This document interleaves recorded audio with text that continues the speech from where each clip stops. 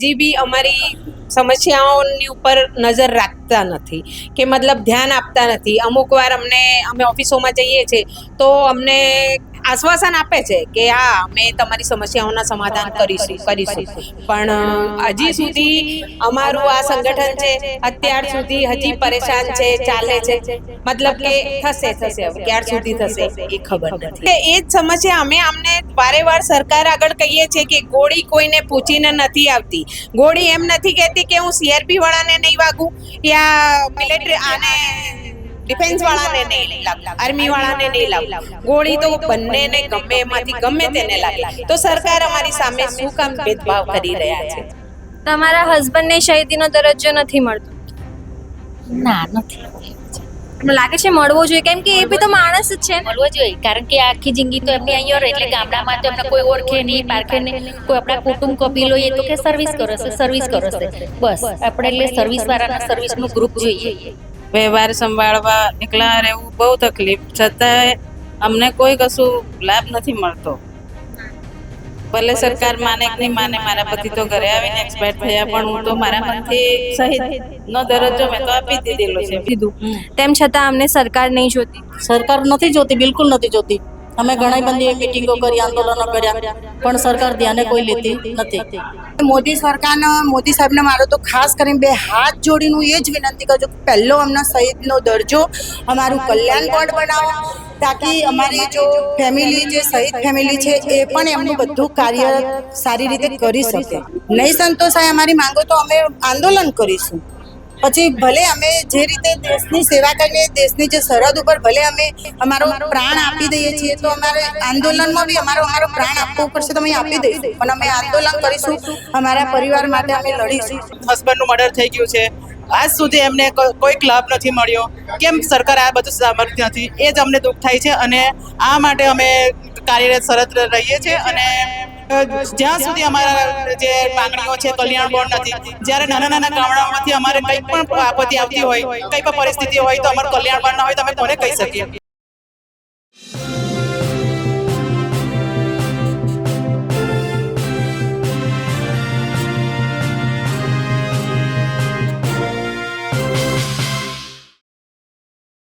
તો અત્યારે તમામ ક્ષેત્રોમાં મહિલાઓ અને પુરુષો ખભેથી ખભો મિલાવી એક સાથે કામ કરે છે. એ પછી રાજ્યની વ્યવસ્થા હોય, સામાજિક વ્યવસ્થા હોય કે પછી દેશની સુરક્ષા હોય. અત્યારે આપણી સાથે અર્ધલશ્કરી દળની બહેનો છે જેઓ અહીંયા એકત્રિત થયા છે. તેમની રિટાયરમેન્ટ બાદ પણ કેટલીક સમસ્યાઓ છે, તો આજે આપણે એ જાણવાનો પ્રયાસ કરીશું. શું નામ છે તમારું? મારું નામ મંજુલાબેન છે.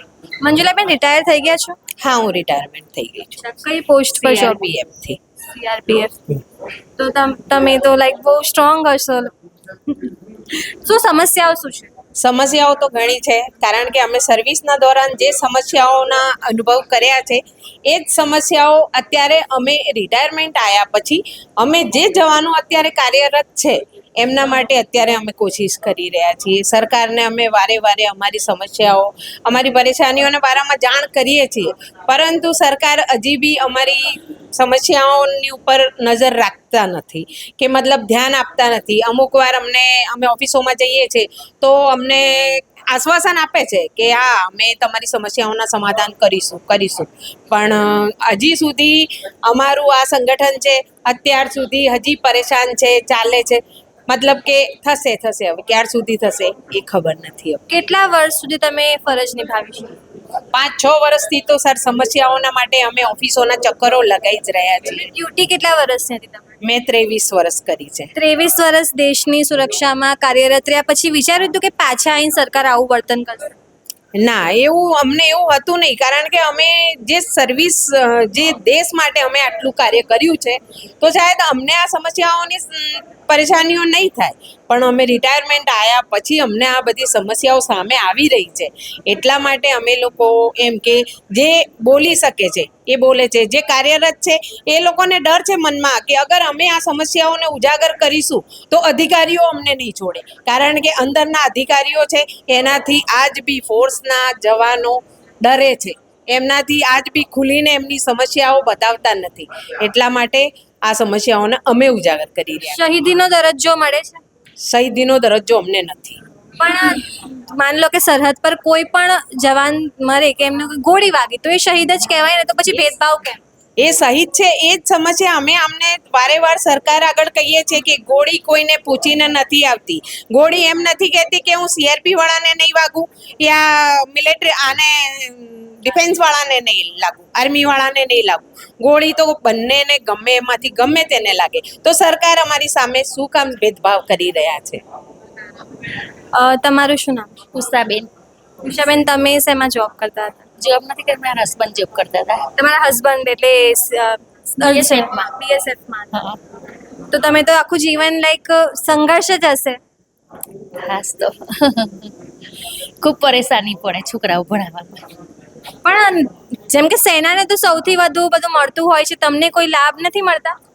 લાભ મળે પણ ગામડે રહીને છોકરાઓ ભણાવવા પડે ને, સાયકલ લઈ લઈને મૂકવા જવું પડે. તમારા હસબન્ડ મતલબ આટલું વર્ષો સુધી ડ્યુટી કરી તો પણ સરકાર જોવા નહીં આવી તમને? કોઈ નહીં આવ્યું. કોઈ સાથ સહકાર ના મળે. આપણે એકલાને જ આપણી રીતે છોકરા સાયકલ લઈને મૂકવા જવાનું, ટ્યુશન મૂકવા જવાનું, કઈ જગ્યાએ એમાં ટ્યુશન વ્યવસ્થિત છે નથી, બધી દેખભાળ કરવાની. આખું જીવન એ જ દુવિધામાં ગયું હશે કે પાછા ક્યારે આવશે નહીં આવે, એટલે બહુ વધારે મહેનત. છોકરા ભણવાની બહુ જ ઉપાધિ પડે એકલા રહે ને લેડીઝો ઘેર ત્યારે. એને ટ્યુશન મોકલવાનું, કઈ જગ્યાએ સારું ટ્યુશન છે કઈ જગ્યાએ નથી. આપણા છોકરા માટે ટ્યુશન માટે સાહેબ એમનો થોડાક આગળ રાખે છે કે નથી રાખતા. પપ્પા હોય ને એટલે મમ્મીનું તો કશું લેડીઝનું કોઈ સાંભળે નહીં અને સાયકલ લઈ લઈને દોડવું પડે. તમારા હસબન્ડને શહીદીનો દરજ્જો નથી મળતો? ના, નથી. મને લાગે છે મળવો જોઈએ, કેમ કે એ બી તો માણસ જ છે ને. મળવો જોઈએ, કારણ કે આખી જિંદગી તો એમની અહીંયા રહે એટલે ગામડામાં તો એમને કોઈ ઓળખે નહીં, પારખે નહીં. કોઈ આપણા કુટુંબ કબીલો એ તો કે સર્વિસ કરો છે, સર્વિસ કરો છે. બસ આપણે એટલે સર્વિસવાળાનો સર્વિસનું ગ્રુપ જોઈએ. મોંઘવારી નડે? મોંઘવારી તો બહુ નડે. સાયકલો લઈ લઈને મૂકવા જવાનું, છોકરાઓનો રિક્ષાવાળાઓ ટાઈમે આવે ના આવે. ચોમાસાનું મોસમ હોય, ગામડે રહેતા હોઈએ, રેલ આવી હોય, પૂર આવી ગયું હોય ત્યારે તો ધડાધડ સાયકલો લઈને સ્કૂલમાંથી મેસેજ આવે કે ભાઈ રેલ આવી ગઈ છે, તમારા છોકરાઓને આવીને લઈ જાઓ. રિક્ષાવાળા ના મૂકવા આવે તો મારે સાયકલ લઈ લેવા જવું પડે. એ બધી બહુ આફત વેઠી અમે. તમારું શું નામ છે? મારું નામ સરલાબેન. સરલાબેન, તમે પોતે ડ્યુટી કરતા હતા? મારે હસબન્ડ ડ્યુટી કરતા હતા અને રિટાયર થઈને ઘરે આવ્યા પછી એક્સપાયર થઈ ગયા છે. એક્સપાયર થઈ કોઈ લાભ કોઈ મળ્યું તમને? ના, કશું નહીં. એટલે તમને નહીં થતું કે જીવનભર અમે તો બંનેનું સંઘર્ષ કર્યું ને અંતે કંઈ ના મળ્યું દેશ માટે? અરે અમારે ઘરે રહેવાનું ને ડ્યુટી કરતા એ વખતે એટલી તકલીફ પડતી ને.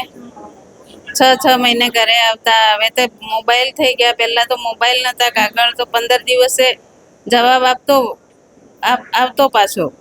ત્યારે સમાચાર મળતા શું કરે કે શું નથી કરતા. એવી કપરી પરિસ્થિતિમાં ડ્યુટી કરીને અમે પણ છોકરા ઘરે સંભાળ્યા, બધું પરિવાર સંભાળ્યું, વ્યવહાર સંભાળવા એકલા રહેવું બહુ તકલીફ. છતાંય અમને કોઈ કશું લાભ નથી મળતો. ભલે સરકાર માને કે નહીં માને, મારા પતિ તો ઘરે આવીને એક્સપાયર થયા, પણ હું તો મારા મનથી શહીદનો દરજ્જો મેં તો આપી દીધેલો છે. બીજું કોઈ આપે ને. જીવન તો સેના દેશની સુરક્ષામાં જ નીકાળે. હા, નોકરી તો કરી જ છે ને એમને. ખાસ કરીને પ્રધાનમંત્રી મોદી સૈનિકોની વાત કરતા હોય ને એના નામે જ મત માંગે છે. તમને લાગે છે એમને આ બધી સમસ્યાઓ જોવી જોઈએ? એમને આ સમસ્યાઓની ઉપર ધ્યાન આપવું જોઈએ, કારણ કે સેનાથી અને જવાનોથી જ આ દેશ ચાલે છે. કોઈ નેતા કે કોઈ માણસો કે કોઈ પણ એ વ્યક્તિઓથી નહીં. જ્યારે બી દેશ ઉપર કોઈ આફત આવે છે તો સેના જ આગળ આવે છે, આ જવાનો જ આગળ આવે છે. જવાનો જ શહીદ થાય છે, તો જવાનોના માટે તમારે જરૂર ધ્યાન આપવું જોઈએ. મારું નામ મકવાણા નર્મદાબેન છે. હું શહીદ પરિવારમાંથી આવું છું. મારા મિસ્ટર બીએસએફમાં હતા અને 2003માં પુલવામામાં મતલબ શહીદ થઈ ગયેલા છે. તો અત્યાર સુધી શહીદીનો દરજ્જો મળ્યો નથી અને અત્યારે અમારું કોઈ કલ્યાણ બોર્ડ બી નથી. અત્યારે અમારે કંઈ બી જરૂરિયાત હોય, કંઈ બી મુશ્કેલી હોય તો અમારે ધક્કા ખાવા પડે છે. તો સરકારને એટલી વિનંતી કે અમારું કલ્યાણ બોર્ડ બનાવે. મોદી સાહેબ તો પુલવામાના નામે આખા દેશમાં મત માંગે છે, પણ તમારા હસબન્ડ ત્યાં શહીદ થયા તો પણ એમને શહીદીનો દરજ્જો નહીં મળ્યો. શહીદીનો દરજ્જો હજી સુધી નથી મળ્યો. કોઈ લાભ મળ્યો તમને? ના, કશું લાભ નથી મળ્યો. તમને એને થતું કે અમે આખું જીવન મતલબ હસબન્ડ વાઈફ બંને દેશની સુરક્ષામાં આપી દીધું, તેમ છતાં અમને સરકાર નહીં જોતી? સરકાર નથી જોતી, બિલકુલ નથી જોતી. અમે ઘણી બધી મિટિંગો કરી, આંદોલનો કર્યા, પણ સરકાર ધ્યાને કોઈ લેતી નથી. ભૂપેન્દ્ર પટેલે હર્ષ સંઘવી પણ દેશની સુરક્ષાની વાત કરતા હોય, તમને લાગે છે એ લોકોએ બી ધ્યાન આપવું જોઈએ? એ લોકોએ ધ્યાન આપવું જોઈએ, પણ હજી ધ્યાન આપ્યું નથી. તમે મારું નામ કૈલાસબેન છે, હું CRPFથી રિટાયર છું. મારો તો સરકારનો સૌથી પહેલો તો એક જ પ્રશ્ન છે કે અમના લોકોનો શહીદોનો દરજ્જો આપો. કારણ કે જ્યારે અમારા ભાઈઓ જ્યારે શહીદ થઈ જાય છે તો એમના ફેમિલીના સૌથી મોટા પ્રશ્નો હોય છે કે એમને કોઈ બી પરેશાની આવે, કે ચાહે ઘરની કોઈ બી પરેશાની હોય, એમના પેન્શનનો પ્રશ્ન હોય, એમના બાળકોનો અભ્યાસનો પ્રશ્ન હોય, તો જ્યારે પણ એ લોકોને જવાનું હોય એ લોકો ક્યાં જાય? જો એમની યુનિટોમાં જાય છે તો કે ભાઈ એ તો શહીદ થઈ ગયા છે, કારણ કે પરિવારનું કોઈ સાંભળતું નથી.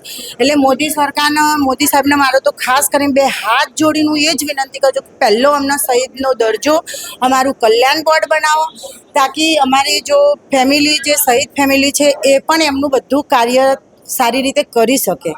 અને જે સંગઠન અમારું આટલા ટાઈમથી જોડાયેલું છે, અમે સતત પ્રયત્નો સરકાર સાથે કરીએ છીએ કે અહીંયા ગાંધીનગર હોય, હર્ષ સંઘવી સાહેબને, ભૂપેન્દ્ર સાહેબને, જેમ કે સેન્ટ્રલ ગવર્મેન્ટમાં બી આપણે અમિત સાહેબને બધાને લેટર કેટલા બી લખીએ છીએ બધું જ, પણ કોઈ અમારું સાંભળતું નથી.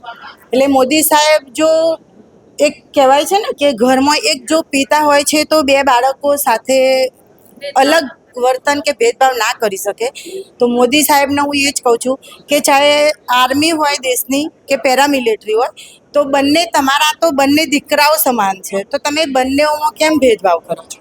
આર્મીવાળાને બધો દરજ્જો મળે છે, શહીદનો દરજ્જો મળે છે. એમના પરિવાર જ્યારે શહીદ થઈ જાય તો એમના પરિવારને બી 1 કરોડ રૂપિયાની સહાય મળે છે. અમારી ફેમિલીને તો કોઈ સહાય બી નથી આપતા. તો એ લોકો એમના બાળકોનું ભરણ પોષણ, એમનું પોતાનું સમાજમાં બેઠા હોય તો એમના સમાજ રીતે એમના બધા વ્યવહાર વર્તન બધું કરવું પડે, તો કેવી રીતે કરી શકે બધું? તમારી માંગો નહીં સંતોષાય તો આગળ જઈને શું કરશો? નહીં સંતોષાય અમારી માંગો તો અમે આંદોલન કરીશું. પછી ભલે અમે જે રીતે દેશની સેવા કરીને, દેશની જે સરહદ ઉપર ભલે અમે અમારો પ્રાણ આપી દઈએ છીએ, તો અમારે આંદોલનમાં બી અમારો પ્રાણ આપવો પડશે તો અમે આપી દઈશું, પણ અમે આંદોલન કરીશું, અમારા પરિવાર માટે અમે લડીશું.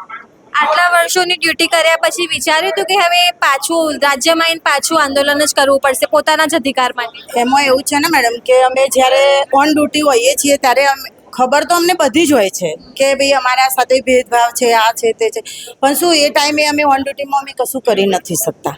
કેમ કે સૌથી પહેલું તો ફોર્સમાં શું ડિસિપ્લિન, એટલે ડિસિપ્લિનના વિરુદ્ધ ને એ રીતે અમે જઈ ના શકીએ. અને માન લો કે અમે વિરુદ્ધ જવા બી માગતા હોઈએ તો ઓફિસર લોકો અમને બી ડર બતાવે કે તમે આવી રીતે જશો કે આ લોકો સાથે જોડાવશો તો અમે તમને સસ્પેન્ડ કરી દઈશું, અમે તમને નોકરીથી આ રીતે એમ કહીને અમને મતલબ અમારામાં એક ડર પેદા કરી નાખે છે. એટલે એ ટાઈમે અમે કશું જ નથી બોલી શકતા. પણ જ્યારે અમે હવે રિટાયર આવ્યા તો અમે એક જ વિચાર્યું કે ભલે આપણે ચાલુ નોકરીમાં તો નથી કરી શક્યા, પણ હવે રિટાયર આવ્યા પછી અમે સંગઠન, એક આ મોટું સંગઠન અમે ઊભું કર્યું અને એની સાથે રહીને અમે દરેક અમારા પ્રશ્નોના નિવારણ કરવા માટે અમે તૈયાર છીએ. તમારું શું નામ? અમારું નામ હંસાબેન તડવી, જિલ્લો નર્મદા. હું મહિલા સંગઠનની અંદર મહામંત્રી તરીકે સેવા બજાવું છું છેલ્લા 5 વર્ષથી. મહિલાઓને જે પરિવારની અંદર નિવૃત્ત પરિવાર હોય છે એમને જે ન્યાય મળવો જોઈએ એ મળતો નથી. એના માટે અમે ખૂબ જ ચિંતિત રહીએ છીએ હંમેશા, અને હંમેશા કાર્યરત રહીએ છીએ, છતાં પણ સરકાર અમારું કશું સાંભળતી નથી. એ વાતનું અમને ખૂબ જ દુઃખ છે. જ્યારે સોતેલીમાં કેવું છે કે એક બીજા છોકરાને, પોતાના છોકરાને સારું રાખતી હોય ને બીજા છોકરાને નથી સારું રાખતી, એ રીતનો વર્તાવ અમારી સાથે બની રહ્યો હોય છે, એવું વાતાવરણ લાગે છે. અમારા જિલ્લાની અંદર એક બેન છે, રેલવેની અંદર એમના હસબન્ડનું મર્ડર થઈ ગયું છે, આજ સુધી એમને કોઈક લાભ નથી મળ્યો. કેમ સરકાર આ બધું સાંભળતી નથી? એ જ અમને દુઃખ થાય છે, અને આ માટે અમે કાર્યરત સરત રહીએ છીએ. અને જ્યાં સુધી અમારા જે માંગણીઓ છે કલ્યાણ બોર્ડ નથી, જ્યારે નાના નાના ગામડાઓમાંથી અમારે કંઈક પણ આપત્તિ આવતી હોય, કંઈ પણ પરિસ્થિતિ હોય તો અમારું કલ્યાણ બોર્ડ ના હોય તો અમે કોને કહી શકીએ? કલ્યાણ બોર્ડ હોય તો અમે ત્યાં આગળ વિનંતી કરી શકીએ કે ચાલો અમારું આ પ્રોબ્લેમ છે. હવે અમારે 500 રૂપિયા કે એક ટાઈમના 500 રૂપિયા બસમાં અમે આવીએ છીએ. આજે એક જણ 1500 રૂપિયા ખર્ચીને ગાંધીનગર આવીએ છીએ. કદાચ જિલ્લામાં અમારું કલ્યાણ બોર્ડ હોઈ શકે તો અમારે અહીંયા આવવું ના પડે. તો અમારા સરકારને એ જ વિનંતી છે કે અમારું કલ્યાણ બોર્ડ બનાવો, અમારા શહીદ પરિવાર છે, નિવૃત્ત પરિવાર છે, એ બધાને સાથે તમે મેલ મિલાપ રાખો, એમનો પ્રોબ્લેમ શું છે એ સોલ્વ કરો અને એમની જે સમસ્યા છે એમને સોલ્વ કરવા માટે એમને અમારી માંગણીઓ પૂરી કરો, એ જ અમારે વિનંતી છે બસ સરકારને.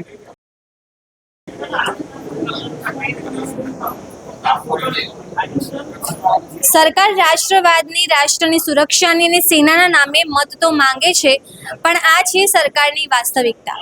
અર્ધલશ્કરી દળની જે બહેનોની આપણે વાત સાંભળી, આજે પણ તેમને શહીદીનો દરજ્જો નથી મળતો. તમે આ વિશે શું વિચારો છો અમને કમેન્ટ કરીને જણાવજો. અત્યાર માટે બસ આટલું જ. સહયોગી અનિલ પટેલ સાથે નિરાલી મહેરિયા.